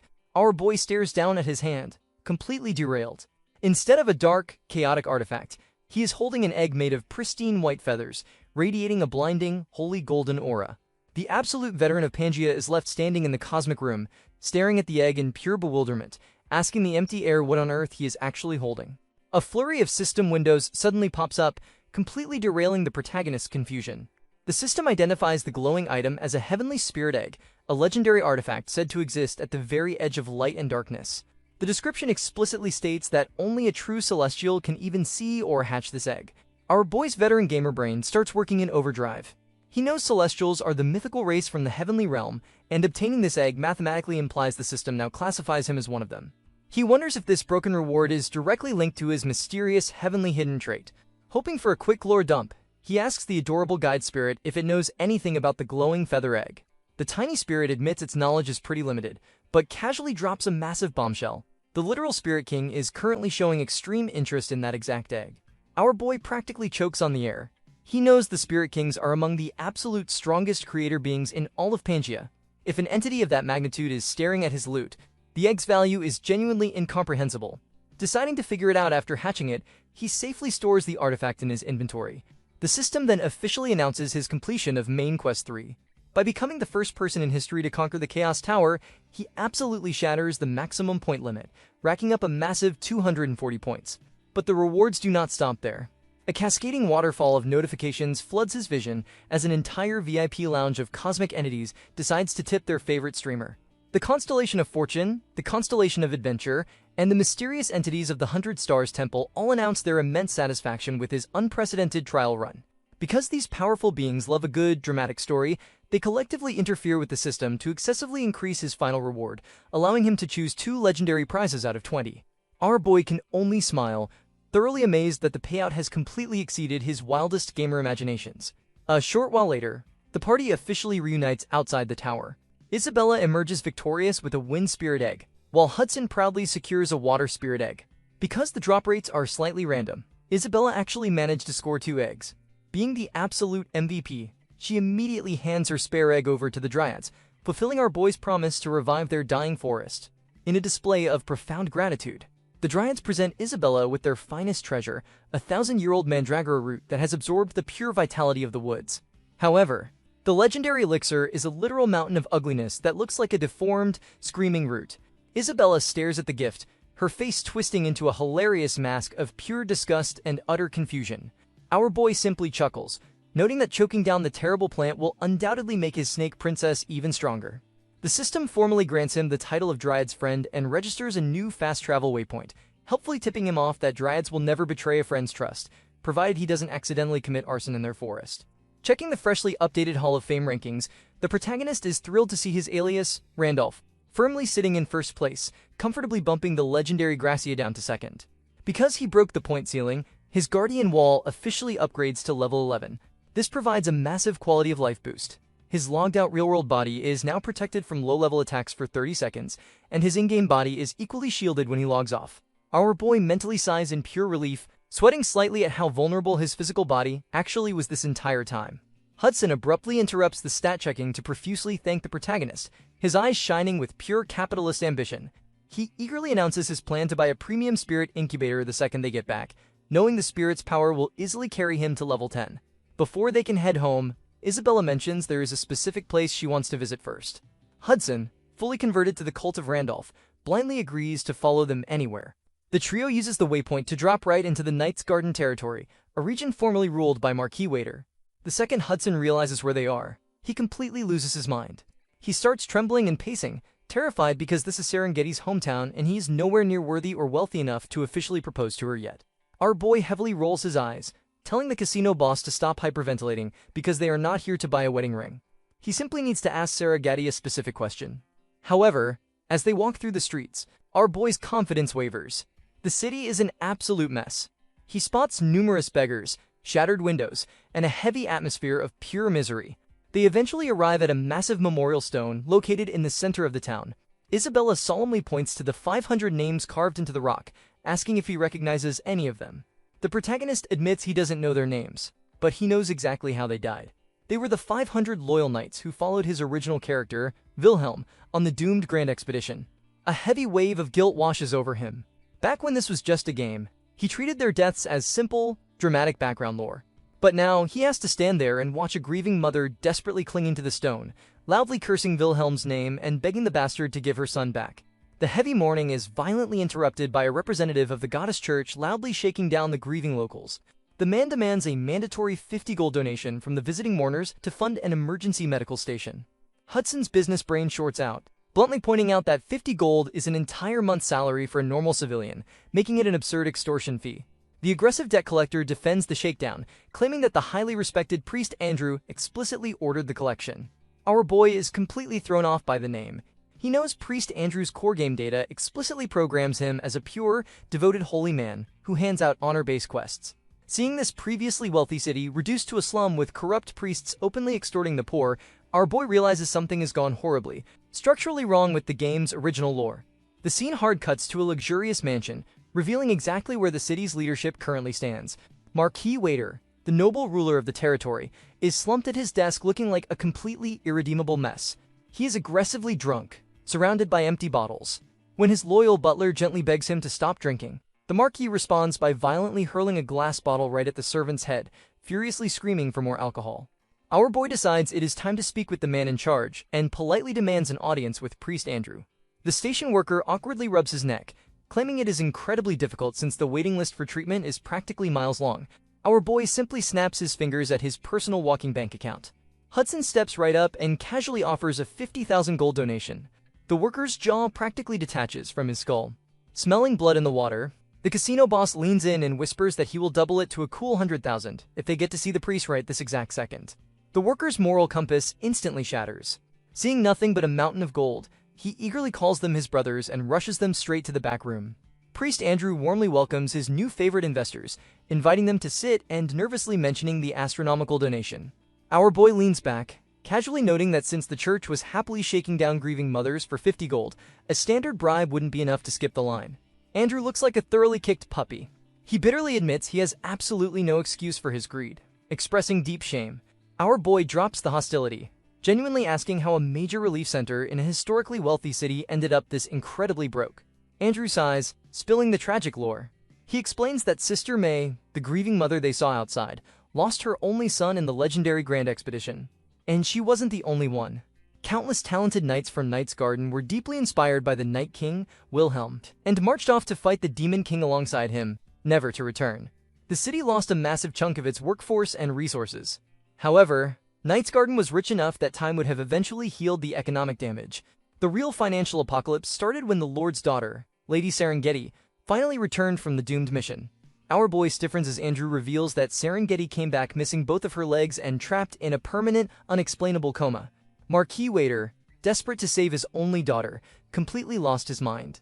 He burned through the city's entire treasury buying useless elixirs and letting countless swindlers absolutely drain his wealth. The desperate father even took out a catastrophic loan using the entire territory as collateral. When absolutely everything failed, the Marquis mentally broke, cutting off all city funding and leaving the single relief center as the only thing keeping the sick from rotting in the streets. That is exactly why the church is shamelessly extorting tourists. They desperately need the funds to keep the lights on and the patients breathing. Processing the heavy lore, our boy deduces that Serengeti's coma isn't a physical injury. Andrew confirms it is likely a powerful curse completely beyond his holy abilities. The protagonist mentally connects the dots, realizing his broken star's blessing trait could probably instantly nullify the curse, exactly like it did for Isabella. Deciding he has heard enough, our boy stands up and announces he is going directly to Marquis Waiter. Andrew panics, warning that the Broken Lord rarely accepts visitors and begging for a few days to officially arrange a meeting.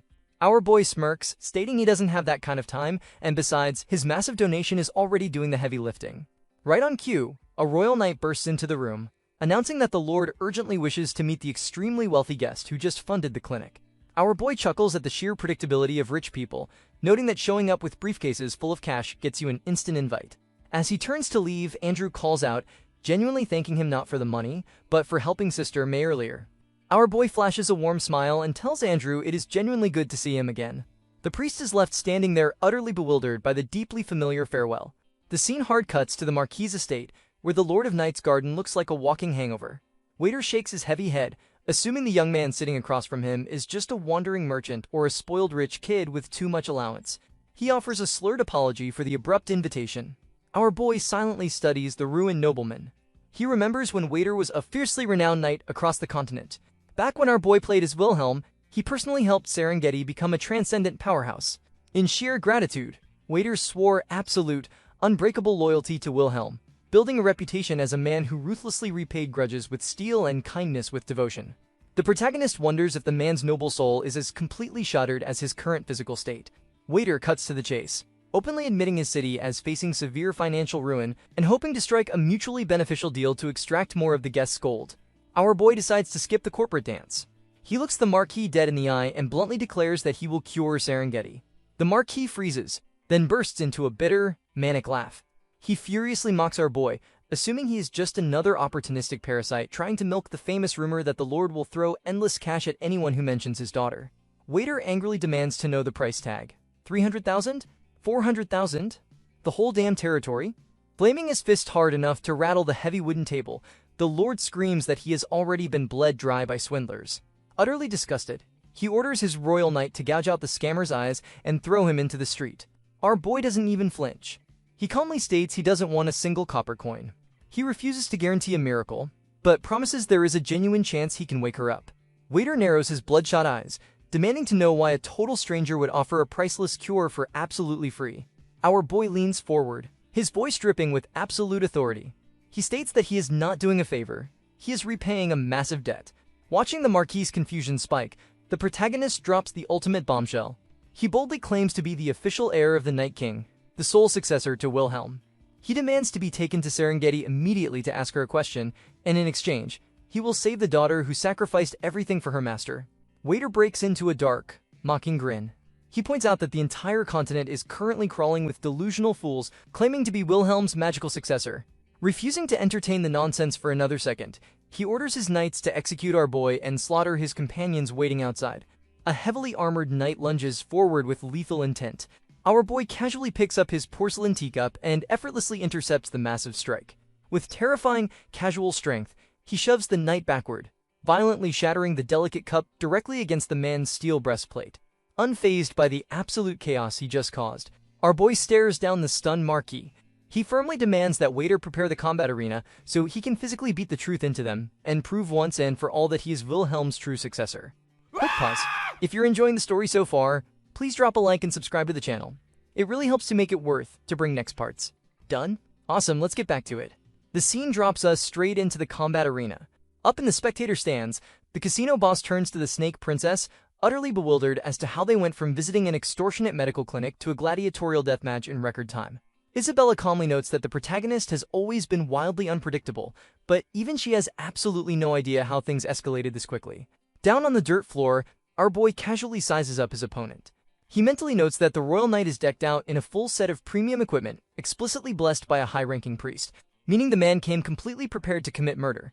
The knight arrogantly offers the protagonist one final chance to confess his lies and beg for forgiveness to spare his own life. Our boy shuts him down immediately, firmly demanding the knight keep his promise to hide his identity and not go blabbing to the press after he inevitably loses out of sheer embarrassment. The knight scoffs, swearing on his honor that won't happen, and eagerly lunges forward to teach the self-proclaimed successor a brutal lesson. Our boy effortlessly dodges the initial strike. He internally calculates that despite the massive casualties from the grand expedition, these veteran knights still boast vastly superior base stats and gear compared to his current level, meaning he cannot afford to be entirely careless. When the knight follows up with a secondary strike, our boy steps completely inside his guard and blocks the heavy sword handle directly with his own forehead. The knight is utterly stunned, immediately deciding his opponent is not a simple con artist, but an absolute madman. Up in the VIP section, the Marquis and his personal guard, Lucas, are intensely watching the bout. Lucas notes the challenger's movements are genuinely impressive, but the Marquis bitterly dismisses them as mere parlor tricks. The Lord mentally reflects that he has seen an endless parade of delusional fools claiming to be Wilhelm's disciple just to ride the coattails of his reputation. Having fought alongside the Night King, the Marquis knows Wilhelm's swordsmanship completely transcends human comprehension.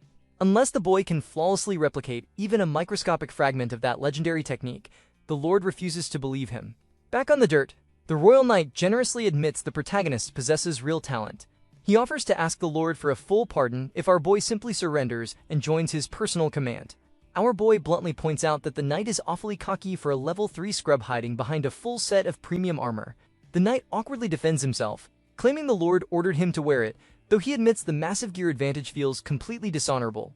Our boy sighs, remarking that having good items must be nice, right before delivering a brutal kick directly to the knight's chin. Deciding playtime is officially over, the protagonist announces he will personally demonstrate the true power of items. A system window chimes as he simultaneously equips 2 ultimate iron swords. A ripple of sheer confusion washes over the entire arena, with both the casino boss and the Marquis completely baffled as to where he just pulled dual blades from. Our boy goes on the offensive, furiously pushing the knight backward. The Royal Guard desperately analyzes the rapid strikes, calculating that the twin swords are incredibly fast but far too light to deal any real damage. He smugly assumes that as long as he protects his vital points, the low-damage weapons won't even scratch his heavy armor. His confidence violently evaporates when our boy abruptly switches his attack rhythm, completely crushing the knight's defense and driving him into the dirt. Towering over his opponent, our boy confidently declares he is about to show him the real Night King's swordsmanship. The narration seamlessly jumps back to the exact moment our boy completed the Tower of Spirits. A massive list of legendary rewards had populated his screen, ranging from demon-slaying blades to annihilation gauntlets. His eyes instantly locked onto the ultimate iron sword. The item description revealed it was a basic iron weapon pushed to transcendent perfection by an eccentric star, granting bonus strength and a free level in sword proficiency. More importantly, it featured a broken set effect that multiplied stat bonuses if the user wore multiple items with the ultimate title. Since he was already perfectly happy with his celestial dragon armor, our boy wondered if the system would allow duplicate rewards. He greedily selected the ultimate iron sword twice, and the system happily obliged. The real magic happened when his hidden traits kicked in. Stacking his weapon master trait, his dexterity trait, the base item effect, and the duplicated set bonus, his overall sword proficiency artificially skyrocketed straight to level 10. Reaching the absolute maximum proficiency automatically triggered a hidden condition within his Star Inheritor class, allowing him to directly read the memories of his possessed star and flawlessly reproduce a portion of Night King Wilhelm's legendary swordsmanship. He had been completely confused by the massive lore drop at the time, but right now, it was the absolute perfect weapon. Back in the present arena, the knight is experiencing pure, unfiltered terror. The momentum has completely shifted. He desperately tries to create distance, but the impossibly fast strikes seamlessly bind his feet to the floor. When he attempts to forcefully break through the assault, the sheer weight of the protagonist's technique completely shatters his balance. The Royal Guard feels as though space itself is being entirely dominated by his opponent, desperately wondering if such absurd swordsmanship should even logically exist in this world. The narration smoothly points out that people naturally become complete fools when faced with something utterly beyond their comprehension. They can do nothing but stare blankly in dumbfounded silence. That is exactly how everyone in the arena feels right now, from the Snake Princess and the casino boss to the Marquis and the terrified knight. Our boy seamlessly executes Wilhelm's signature move, the Heaven and Earth Revolution. In a blinding display of overwhelming power, he completely crushes the Royal Guard's defense, firmly pinning the man's neck to the ground. The absolutely humiliated knight immediately admits total defeat. Our boy looks up toward the VIP box, loudly shouting at the Marquis to ask if he really needs to demonstrate anything else. The completely awestruck Lord turns to his guard, Lucas. With his voice trembling in sheer reverence, he strictly orders his men to escort the guest up with the absolute utmost respect, officially recognizing him as the one true successor of the Supreme Night King Wilhelm. Down in the dirt, our boy flashes a massive, highly satisfied grin. The scene shifts directly into the grim atmosphere of Serengeti's bedroom. The Marquis looks utterly defeated as he explains the tragic lore, noting that his daughter has been trapped in this comatose state ever since returning from the Grand Expedition. He completely drained the territory's treasury on famous elixirs and elite healers, even begging a saint for a miracle, but the curse was simply too heavy to lift. Our boy silently activates his Great Sage trait, confirming his absolute worst suspicion. Serengeti is suffering from a direct curse from the Demon King. Naturally, standard holy magic is completely useless against it. However, the protagonist calculates that a raw, unfiltered injection of star power might just overwrite the dark magic. He warns the desperate lord that he isn't making any guarantees, but he is willing to try. Hovering his hand over Serengeti's pale face, he triggers the blessing of the stars. A system window immediately flashes a warning, stating his current star power is entirely insufficient to permanently shatter the Demon King's curse, but it manages to temporarily remove the limit. To the Marquis's absolute shock, Serengeti slowly opens her eyes, thoroughly confused about her surroundings. The Lord rushes to the bedside, weeping openly as he asks if she recognizes him. However, her eyes completely bypass her father and lock directly onto the trembling man standing in a corner. Hudson steps forward, his voice cracking as he apologizes for taking so long to arrive. The narration dives into the casino boss's tragic desperation. He had always believed that as long as she was breathing, there was hope. His grandmaster plan was to secure a seat on the city council and return as a man finally worthy of the Marquis's respect. Even knowing she had lost her legs, he was fully prepared to become them for her. But his capitalist optimism was ultimately just a massive dose of denial. While he was out grinding for political power, her body was actively withering away. If the protagonist hadn't forcibly dragged him here today, Hudson would have completely missed his final window to ever see her alive. The Marquis is entirely derailed, demanding to know who this crying stranger is and what business he has with his daughter. Deciding to be the ultimate buzzkill, our boy completely halts the emotional reunion. He bluntly informs the room that the Demon King's curse is only temporarily paused, not broken. At best, she has a few days of consciousness before she slips right back into the permanent coma. To completely cure her, he desperately needs more star power. The protagonist mentally runs the numbers, realizing his only viable option is to recover the 5 specific stars that his original character, Wilhelm, dropped upon death. Thanks to his Star Inheritor class, recovering those artifacts unlocks vital memories from his past life. With 1 already secured, he has 4 left to hunt down before a rival player snatches them up. Knowing he is on a brutally strict time limit, our boy immediately kicks the Marquis and Hudson out of the room, demanding a private audience with the patient. Out in the hallway, the Lord aggressively interrogates Hudson. The casino boss formally introduces himself, confirming his secret promise of marriage to Serengeti and begging for a chance, probably noting he is on the verge of joining the city council. The Marquis looks at him with pure, heavy exhaustion. He explains that Hudson's political ambitions are completely useless now. The financial ruin caused by the Grand Expedition forced the Marquis to beg for external bailouts to keep his daughter on life support. The only person who answered was Duke Lucian, a dangerously powerful noble whose authority rivals the king himself.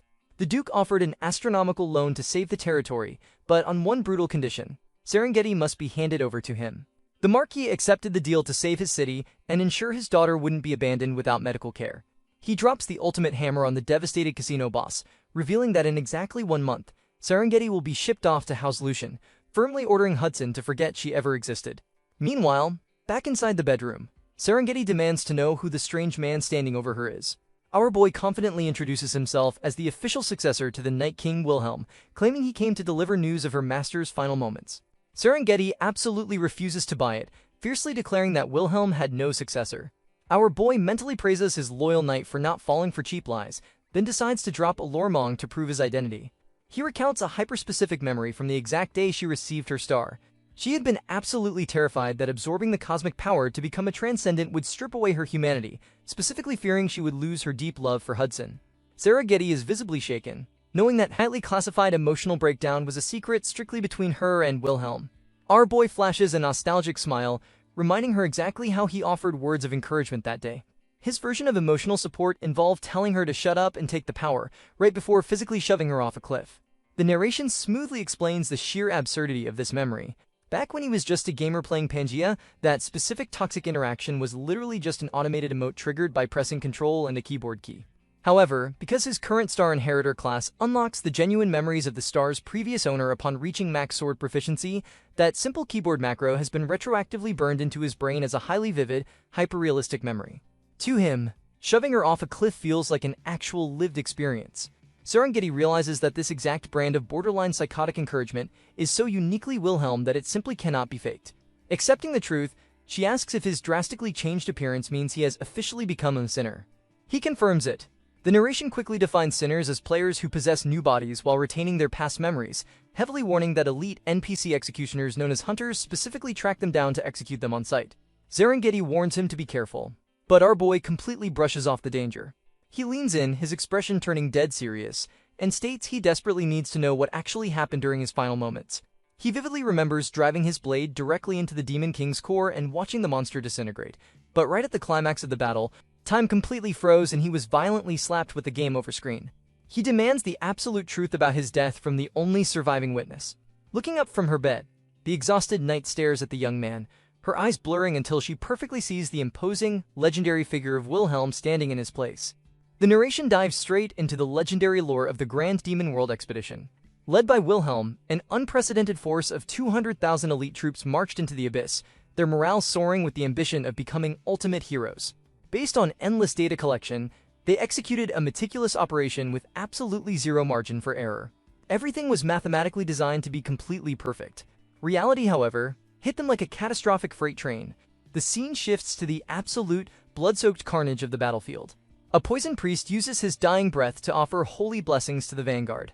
A severely wounded knight with a missing arm stubbornly tells his comrades to leave him behind and push forward. Soldiers drop like flies, desperately screaming that they cannot stop now. They are being completely slaughtered before even reaching the Demon King's front door, realizing with sheer horror that the enemy perfectly anticipated every single maneuver. The grim truth sets in that a traitor must be colluding with the demons, making the entire expedition a suicide mission from the very start. Right as the despair reaches its absolute peak, Wilhelm arrives. The martial god effortlessly cuts through the heavy gloom, casually telling the bleeding survivors to take a breather while he wraps things up. His overwhelming presence alone makes the demonic horde look utterly pitiful. With a single casual strike, he violently reshapes the terrain itself, shattering the atmosphere of doom. The flashback zeroes in on Wilhelm carrying a heavily battered Serengeti on his back. She stubbornly insists her body has recovered enough to walk, but Wilhelm brushes her off, claiming he just needs her to conserve her stamina because she is a highly useful asset. He bluntly notes that, excluding the wounded they already evacuated, they are the only two left standing in the entire army. He strictly orders her to survive and return home, teasingly reminding her how she spent every single night crying over a guy named Hudson. Blushing furiously, she denies the crying allegations but firmly promises she will definitely go back to him. The wholesome moment is violently interrupted when a massive, glowing violet magic circle erupts directly beneath them. Wilhelm instantly shoves Serengeti completely out of the blast zone, casually noting that this game really isn't easy. He tells her to go live a good life, whether she gets married or not, and prepares to take the hit. Thrown to the safety of the dirt, Serengeti's mind races. She knows she could just run away. The expedition is a guaranteed failure. The Night King just ordered her to live, and she could return to her happy life with Hudson without a single person blaming her. But her absolute loyalty outweighs her survival instinct. Mentally apologizing to Hudson, she activates the position swap skill. In a blinding flash of light, she forcibly trades places with Wilhelm, taking the full, devastating force of the magical trap. That exact, tragic moment is how she lost both of her legs. Back in the dimly lit bedroom of the present, Serengeti explains that she only survived the initial blast because of an ultra-rare elixir Wilhelm had given her. Our boy mentally sweats, remembering that back when this was just a game, he was simply mindlessly burning premium healing items for dramatic effect without a second thought. She continues, stating that Wilhelm immediately slapped an extreme vanishing enchantment talisman on her broken body, completely hiding her from the Demon King's sight. Thanks to that invisibility, she was the sole, silent witness to the end of the world. Our boy leans in, desperate to know the truth. She confirms that Wilhelm completely decimated the Demon King, exactly as he remembers. But right at the climax of the battle, Wilhelm completely froze, as if time itself had abruptly stopped. The heavily damaged Demon King laughed at the paralyzed hero, praising him as an absolute monster for pushing a demonic lord to the brink using 5 stars without an ounce of divine authority. However, the Demon King gloated that without holy authority, his core essence could not be permanently destroyed. As a twisted token of respect, the demon prepared to discard his broken form and forcibly possess Wilhelm's perfect body. But just as the possession began, a blinding holy light intervened. The Demon King screamed in pure, unadulterated rage, fiercely cursing the goddess Pina. He furiously accused the so-called benevolent goddess of maliciously executing her own fiercely loyal knight strictly to prevent her precious star from being stolen by a demon. Screaming that he would kill her, the Demon King was silenced as Wilhelm's lifeless body rigidly collapsed to the ground. Serengeti solemnly admits she has absolutely no memory of what happened after that point. Our boy sits there in stunned silence, his brain completely short-circuiting. The Demon King tried to hijack his character, but it was the literal goddess Pina who actually pulled the plug and gave him a game over? He furiously tries to calculate what on earth was happening behind the scenes of his supposed heroic sacrifice. This heavy lore drop is abruptly cut off as the scene violently shifts to the outer walls of Knight's Garden. Two board guards are aggressively complaining about their miserable patrol shift, whining about delayed paychecks, severe understaffing, and the territory's impending bankruptcy. Their corporate griping comes to a dead halt when they spot a massive, terrifying shadow moving across the horizon. Pure panic sets in as they scream at the top of their lungs that a catastrophic monster wave is officially attacking the city. Thanks for sticking around until the end. If you enjoyed this recap, drop a like and let me know your favorite moment in the comments. I'll see you in the next video for more madness. Peace.